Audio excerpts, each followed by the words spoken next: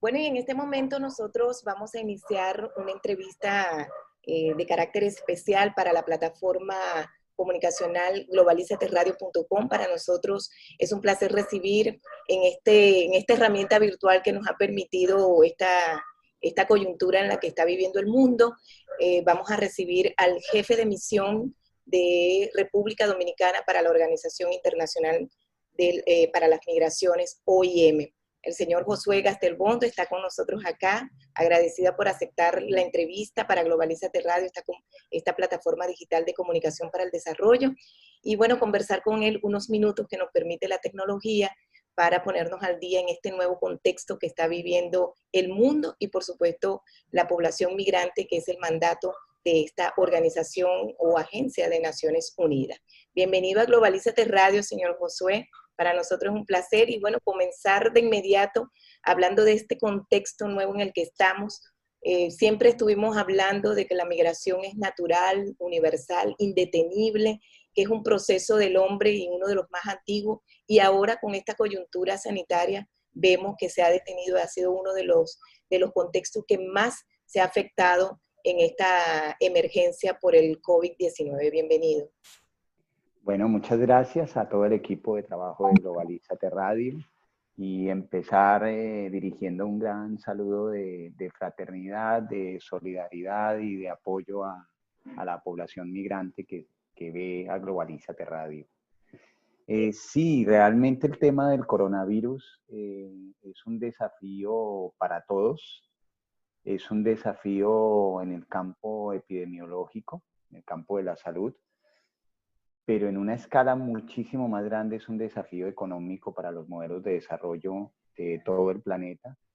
No hay ningún país exento del impacto económico y social que está teniendo. Y digamos, es una emergencia muy especial, porque normalmente las emergencias se daban en algunas partes del mundo y ante determinadas circunstancias relativamente previsibles, como temas en el caso del Caribe de huracanes o de sismos. Pero realmente estamos ante una situación que va generando mucha incertidumbre de altísimos impactos y nos obliga a ser creativos, a innovar, a comprender y a pensar mucho sobre cómo debemos actuar y cómo debemos reaccionar. Bien, hay una información con la cual ustedes han estado analizando y fue un documento que se presentó recientemente en la República Dominicana sobre un análisis de este contexto. Hay datos importantes que allí se revelan y uno de ellos tiene que ver con la población migrante mayoritaria aquí en República Dominicana, que son los nacionales haitianos, pero también hay un capítulo dedicado a la población migrante venezolana. Ustedes fueron autores de podrían conversar un poco cómo llegaron a esas conclusiones, a ese análisis, a partir de estos desafíos que está presentando en este caso la emergencia sanitaria. Claro, digamos que el punto de partida es que el gobierno dominicano ha actuado gradualmente en la medida en que el tema del coronavirus se iba apareciendo, incrementando, fue tomando medidas escaladas. El gobierno dominicano le da el más alto nivel posible de decisión, lo lleva al Ministerio de la Presidencia y al ministro Montalvo para conducir el proceso interinstitucional y han tomado las medidas que llevan a mayor protección de la vida de la población, aún conscientes del impacto económico que inevitablemente estas medidas generan, ¿no? Y el gobierno tomó medidas de mitigación económica, sobre todo, digamos, para el sector formal de la economía que perdió empleo. Los datos del Ministerio de Trabajo hablan ya de más de 430.000 empleos perdidos por un grupo de más de 30.000 empresas que se han visto en la circunstancia de tener que suspender contratos. Esto solo en el sector formal de la economía, es decir, empresas formalizadas y trabajadores vinculados de manera formal. Si a eso se le suma la cantidad de pequeñas empresas que no están formalizadas, más el empleo individual, el sector informal de la economía, la magnitud es inmensa. Entonces el gobierno tomó medidas hacia esa población del sector formal, creó un fondo que se llama FASE, y que está buscando algún tipo de subsidio a esos desempleos recientes. Y se focalizó en la población más pobre también, a través de los programas que maneja y que coordina tanto la presidencia como el Gabinete de Coordinación de Políticas Sociales desde la vicepresidencia. Y han llegado a más de 1 millón de personas de bajos ingresos en Dominicanas, que son las más pobres, que es en parte de todos estos programas de Prosoli y demás. Lo que sucede es que la población migrante queda en la mitad de esas dos medidas y no le llega ninguna de las dos medidas. Bueno, digamos que en la de empleo, pérdidas de empleo formales, sí hay un porcentaje mínimo de migrantes que están cobijados por esas medidas. Ayer el sector de la construcción, los gremios de la construcción, ACOPROVI y otro, mencionaban más de 300.000 empleos en la construcción suspendidos. De esos 300.000 empleos, pidiéndole al gobierno que cobije a esos trabajadores. De esos hay, de los inscritos en el Plan Nacional de Regularización, hay cerca de 50.000 vinculados al sector de la construcción. Datos oficiales de la DGM. Entonces, nosotros lo que vimos es que en esa bolsa que quedó de la población migrante, que no es cubierta por las políticas de mitigación del impacto económico, y además también es comprensible que el gobierno priorice a la población más pobre dominicana en la atención. O sea, es, digamos, razonable. Ahora, hay otros programas que empiezan a extenderse a más población, como el tema de mercados y demás. Entonces, nosotros consideramos que debíamos mirar el tema de la migración, pero la migración es muy variada en República Dominicana. Entonces, hicimos un documento que tenía que ver incluso con el impacto que está teniendo en Nueva York, en los 3 países donde está casi la totalidad de la migración dominicana, es decir, más del 97% de la migración dominicana está en Estados Unidos, España e Italia. Los 3 países más afectados económicamente en el mundo por el tema del COVID. Y eso indiscutiblemente va a afectar sus empleos. De hecho, Nueva York está muy afectada. Nueva York lleva más de 10.000 muertes de las más de 20.000 o 23.000 que ya tiene Estados Unidos, que es el país con más muertes por COVID en el mundo. Y Nueva York está muy afectado. La gran mayoría de la diáspora dominicana está en Nueva York, a tal punto que si uno organiza las ciudades del mundo por orden de dominicanos, la primera ciudad del mundo con dominicanos es Santo Domingo, y la segunda es Nueva York, y la tercera es Santiago. hay más dominicanos en Nueva York que en Santiago y en el resto de ciudades, si lo mira uno como ciudad. Entonces el impacto es muy alto. Eso afecta a las remesas también, que es otro. Eso va a afectar los envíos, entonces con un análisis. Ahora, el dato siempre de la remesa se habla del PIB, de los 7.000 millones de dólares que llegaron el año pasado y cuánto incide en el Producto Interno Bruto, o sea, en el capital del país. Sin embargo, hay algo que nosotros siempre observamos y es que llega a través de 2 millones de transferencias por mes. Y este es un país de 2,5 millones de hogares. Lo que significa que por lo menos la mitad de hogares de este país reciben una remesa. Y son los hogares de menores ingresos. Entonces, este sector va a estar golpeado por la dificultad económica del país y por la dificultad económica que puedan tener sus familiares para remitirle recursos. Ese tema, por ejemplo, se aborda en el documento porque la diáspora dominicana también es migrante. Ahora, sobre los inmigrantes, y ahí tomamos como una línea base de análisis de qué debíamos mirar y darle monitoreo en el tema sobre el impacto. Ojalá no sea muy alto porque afectaría, como les menciono, a por lo menos la mitad de los hogares del país. Un siguiente análisis es, estuvimos mirando la situación de la población haitiana. La población haitiana, digamos que había varias fuentes de análisis. La encuesta nacional de inmigrantes, pero es una encuesta y una estimación de personas que hay en el país, que es la que habla de como 550.000 inmigrantes en el país, más sus hijos y descendientes, de los cuales hay 500.000 haitianos. Pero eso es una encuesta y una estimación válida, sólida, porque es de la Oficina Nacional de Estadísticas, en fin. Pero nosotros usamos como análisis de la información el Plan Nacional de Regularización, que son 209.000 personas con nombre, apellido, documento, que tienen permiso para trabajar, estudiar y reunificación familiar en el país. O sea, que están en un estatus migratorio regular por el resultado del Plan Nacional de Regularización. E hicimos un análisis de los empleos, las áreas de empleo.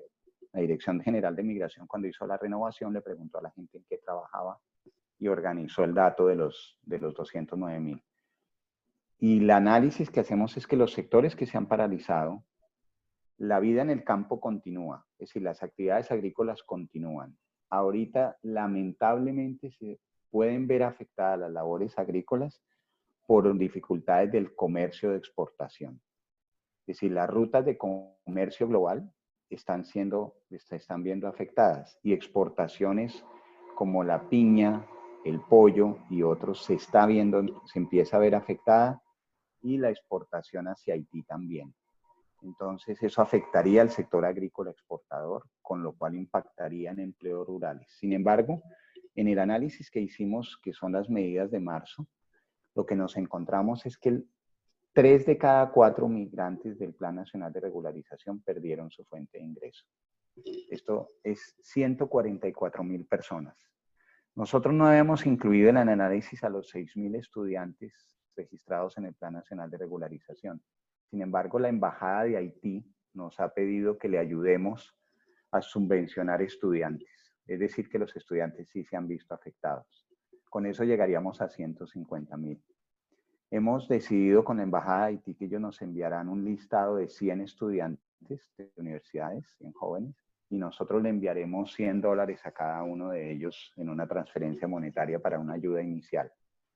Pero es una ayuda pequeña, son 100 sabemos que 6.000 del plan y puede haber muchos más. De todas formas, la magnitud de la situación de los haitianos es muy grave. ¿Qué está pasando con ellos? Al perder sus ingresos y no poder pagar el alquiler y servicios, los está haciendo volver a donde están sus familias y se pueden hospedar sin pagar costos fijos. Y esto está haciendo los bateyes como uno de los lugares de llegada. Es decir, los bateyes de las zonas rurales le está llegando familiares haitianos que estaban en las zonas urbanas trabajando en empleo informal y construcción, y ahora hay más gente agrupada en los bateyes que en otros momentos. Y como la actividad rural continúa, ahí sigue el día a día, ahora con estas personas apoyadas. Y otra parte, nosotros creemos que quienes en buena medida no tenían documentos al día y demás, o que estaban en condición migratoria irregular, han optado por retornar, en retornos voluntarios. Esos retornos están pasando de las 500, entre 300 y 500 personas al día. El último dato que recibimos oficial de hace una semana ya había superado los 8.500 que habían retornado hacia Haití. Es muy probable que esta semana estemos ya alrededor de los 10.000. Es una cifra importante porque además del lado haitiano las medidas de control sanitario de entrada eran medida de temperatura, pero no tenían otros procedimientos. Hasta esta semana ya lo están teniendo, pero ya han pasado 10.000, digamos.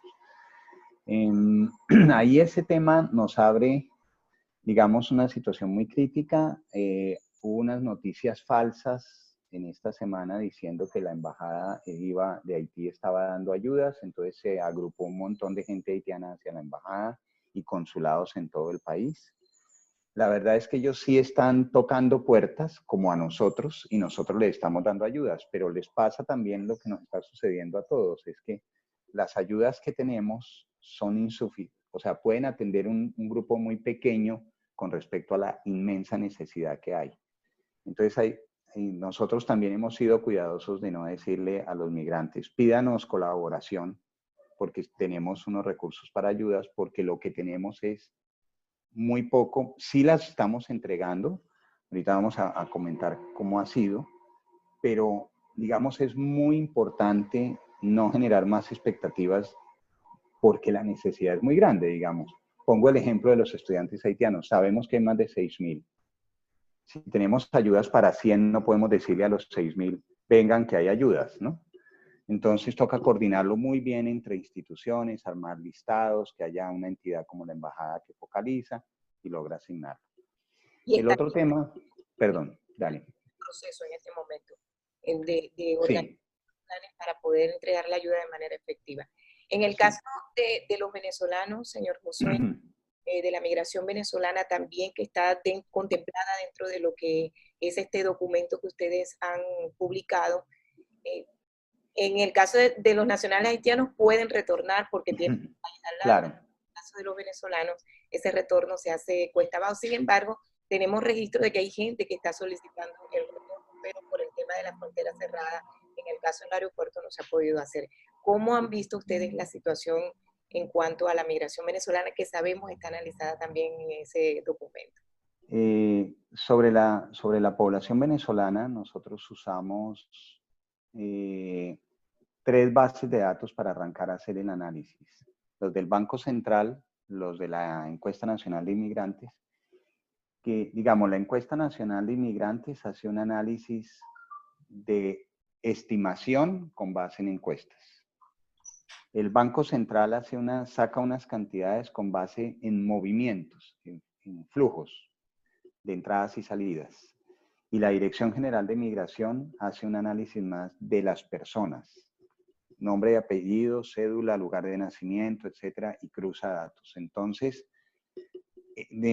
mirando esos 3 ejercicios, mirando los sectores económicos de un reciente estudio que se hizo sobre la actividad económica de los venezolanos en República Dominicana, un estudio serio, miramos los sectores afectados y la cifra que nos dio, sumado a la condición migratoria irregular, de más del 95% de los venezolanos que entraron con permiso de turismo y se quedaron en el país, nos da cerca de 90.000 venezolanos que han perdido sus ingresos. Si 90.000 personas, mujeres y hombres venezolanos, han perdido sus ingresos, el impacto es altísimo porque además en su gran mayoría no son propietarios, todos pagan alquiler, tienen costos fijos, no tienen opciones de retorno. Hubo durante los primeros días de, digamos, cuando empezaron las medidas de cierre de aeropuertos y demás, un grupo de turistas inmigrantes varados que pidieron ayuda a todos sus consulados y embajadas. Un grupo importante de venezolanos se acercó a la embajada y al consulado de Venezuela en Santo Domingo, y el gobierno venezolano logró organizar con las aerolíneas 2 o 3 vuelos de retorno, pero estos vuelos cada vez son más difíciles. Todavía hay unos pocos movimientos entre países de vuelos de retorno de sus connacionales. En esta semana, por ejemplo, llega un grupo de retornados dominicanos que vienen del exterior en un vuelo charter, en un grupo muy pequeño. Pero cada vez para los países es más difícil hacer esos movimientos. Entonces, efectivamente los venezolanos están en una crisis, la población venezolana en una crisis muy fuerte económica, perdieron sus ingresos y no pueden regresar. No tienen la opción del retorno. La situación es muy difícil. Nosotros hemos visto qué recursos que tenemos de proyectos actualmente en este momento financiados por donantes como Estados Unidos, Canadá y la Unión Europea. En este momento quienes más destinan plata para apoyar a la población venezolana en República Dominicana es la delegación de la Unión Europea.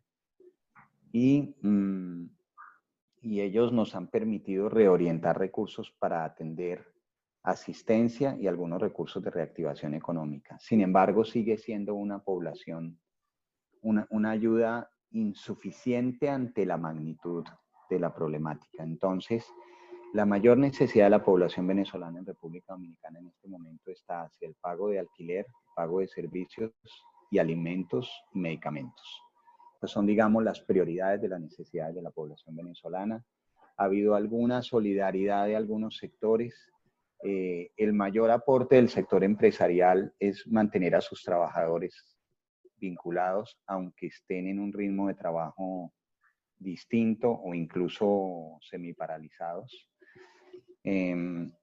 Nosotros hemos gestionado recursos a nivel internacional para atender esta situación, o sea que podamos priorizar la población venezolana, la población haitiana en el país y la población de frontera, que es otra dinámica totalmente distinta y muy particular.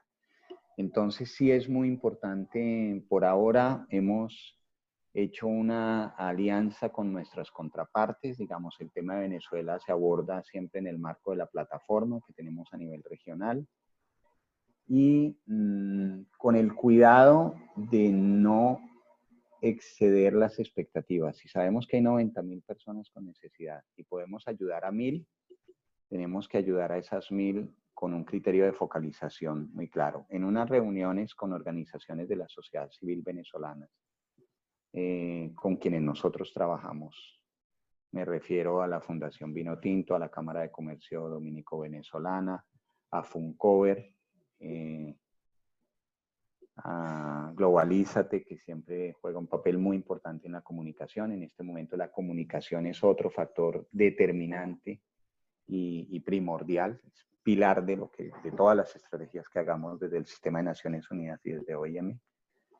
Consideramos que la prioridad debía ser atender a mujeres que tuviesen hijos. Sabemos que seguramente son más de las que, aún así, hay más de las que podemos dar unas primeras ayudas que van a estar entre los 5.000 y 10.000 pesos. Estamos en los procesos de definición de dónde están.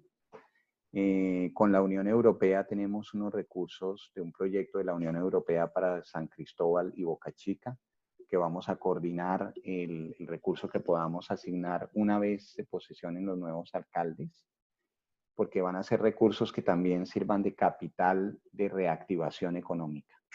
Entonces tenemos que pensar en el escenario actual, que las necesidades son las mencionadas: alimentos, alquiler, servicios, y medicamentos y comunicación. y una siguiente fase, apenas lográramos pasar el pico, que se puede ser un tema de 3 semanas o 4 semanas, y pudieran empezar gradualmente a activarse algunos sectores, que pudiéramos tener un mínimo capital para algunas personas dominicanas y venezolanas de San Cristóbal y Boca Chica.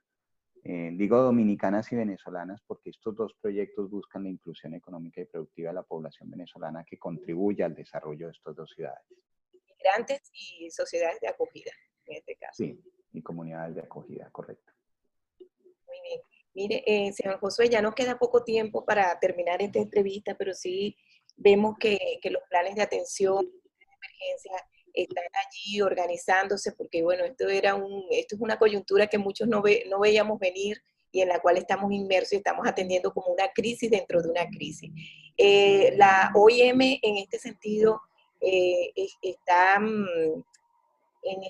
vamos a decirlo así, preparándose para esta coyuntura. ¿Falta mucho para salir de ella? ¿Cuál es más o menos la expectativa que ustedes tienen para este proceso? Vi que usted está optimista porque pronto 2, 3 semanas, pero bueno, hay un toque de queda hasta el 8 de mayo, por ejemplo, en República Dominicana, y la gente empieza como a preocuparse. Y sobre todo porque usted acaba de revelar un dato que muchos no teníamos. Siempre nos contamos aquí en República Dominicana como 30.000 más o menos venezolanos, y usted en este momento ha revelado un dato importante de no somos 30, sino más o menos 90.000. Entonces eso como que dificulta un poco la situación, y entonces queremos ver la expectativa que existe desde la organización para tratar este tema. Sí, el tema del dato es porque dependiendo de cómo se mide, digamos, los datos que nosotros usamos siempre son de entidades públicas y del gobierno, pero la manera como tú mides te da un resultado distinto. O sea, si haces una encuesta y una estimación, o si haces un dato ya de flujos, de pasos, de entradas y salidas, o si haces un análisis de los software de los aeropuertos y con los datos de pasaportes y nombres. Entonces, son datos naturalmente distintos, no necesariamente contradictorios, sino que corresponden al instrumento que se mide. Nosotros, la verdad es que hay una incertidumbre muy grande de cuánto puede durar esto. El tema es que las medidas no se pueden restringir si no se va viendo por los resultados. Entonces, realmente el país esperaba que estuviéramos llegando al pico en este momento. Hoy dicen, no, el pico puede estar 3 semanas mínimo adelante.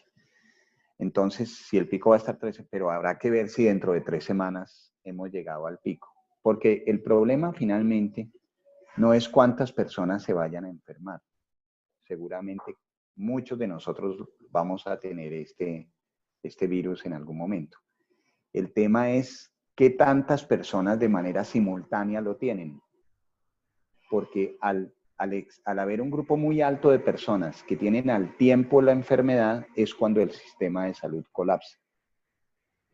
Es decir, si en el país una cantidad va a tener esa gripa, pero la obtiene, o este virus, pero lo obtiene a lo largo de un año o año y medio, el sistema de salud puede soportarlo. Si ese mismo número de personas que lo van a obtener en un año o un año y medio lo obtienen en 3 meses, es cuando el sistema de salud no logra tener la capacidad de respuesta.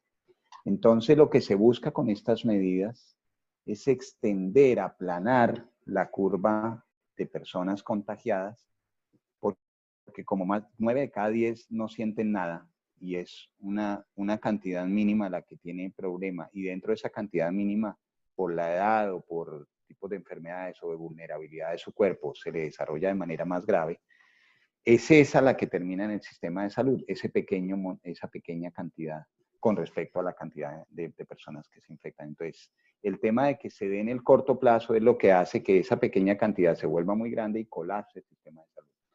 Entonces, las medidas de todas formas en todos los países se habla de un desmonte gradual y seguramente vamos a tener una nueva realidad post-COVID.